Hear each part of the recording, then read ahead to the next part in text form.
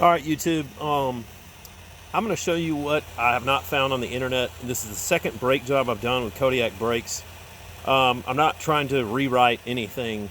I just want to talk about what no other video mentions, and I think the reason why I was able to get these so cheap from another guy, like basically half price. This is a set of stainless steel 10-inch rotors, Kodiak 225 stainless steel ceramic pads, the whole works, okay?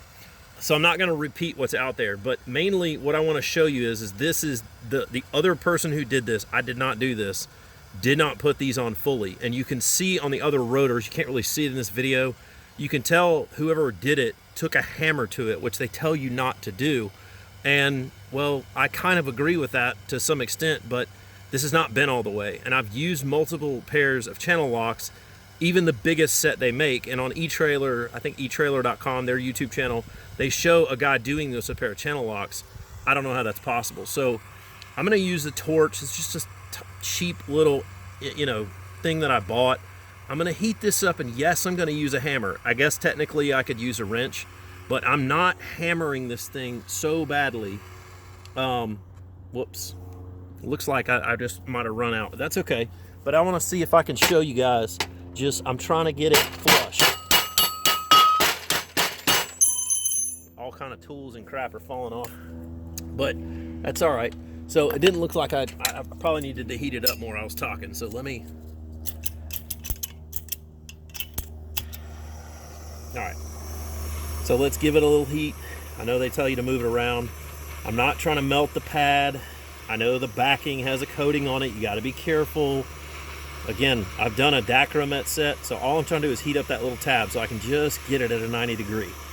So I should probably move this around. Yes, I know. And right now it's sitting at probably a 70 degree angle. So let's see if that'll do it. And I'm trying to eliminate any slop in there. So let's see. It bent it a little bit, not a whole ton. See, it's smoking the backing. I heated the backing up. This one's pretty good. I kind of don't really feel like I need to mess with it, but let's see. Give it a little go. It's got a little bounce in it.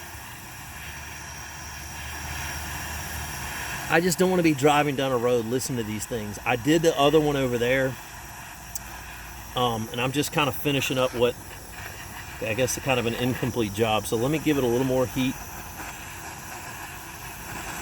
It seems about, I don't know, 90 seconds, something like that. I don't know. I'm not looking at a timer.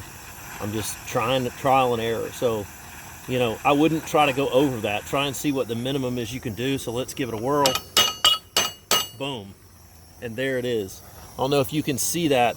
That is now flush with the top of the rotor. Got a little smoke coming off. I'm not trying to pretend. I probably heated that pad up pretty good, but I don't think it's going to be any hotter than it's going to be getting on the road. So anyways, thanks for watching. Hopefully that helped you out, and subscribe, hit that like button. Take care.